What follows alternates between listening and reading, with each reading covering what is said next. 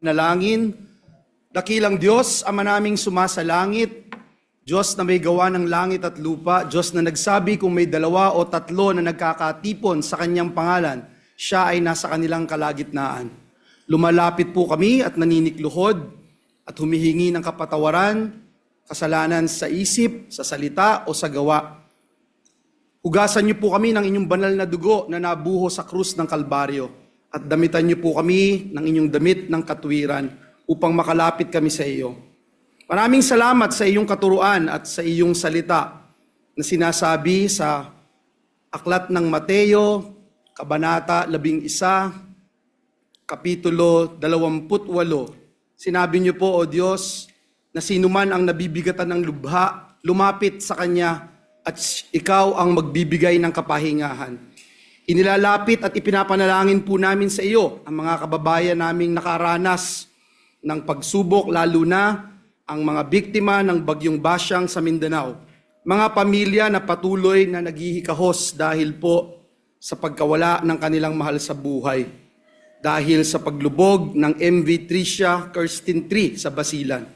Dinadalangin din po namin sa iyo ang pamilya ng aming mahal na Speaker Jose De Venecia Jr., Congresswoman Manay Gina, Congressman Tof, mga kababayan namin sa Pangasinan. Comfort them, Lord, and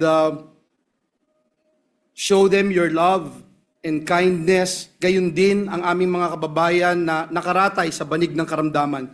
Tulungan niyo po silang makasumpong muli ng pag-asa at lalong tumibay ang pananampalataya sa iyo, O Panginoon.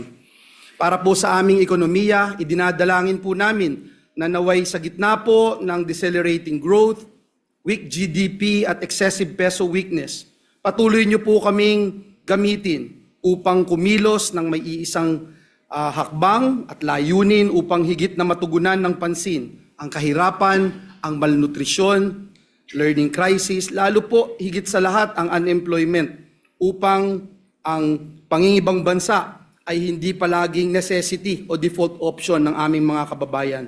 Bilang inyong mga lingkod, ipaalala niyo po sa amin ang inyong salita na nakasaad sa Book of Mark chapter 8 verse 36, and you said in your word that what profits a man if he gains the whole world and lost his own soul in hell forever.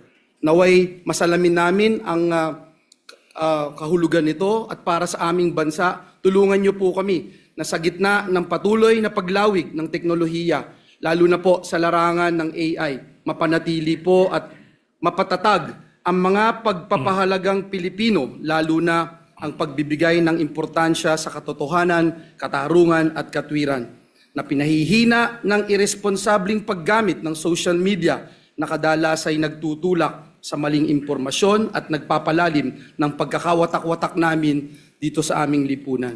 Muli, Panginoon, kami lumalapit sa iyo at hinihingi ang iyong gabay, katalinuhan at kalakasan.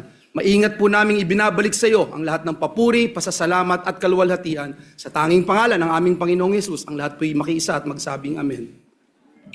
Amen. Secretary, please call the roll.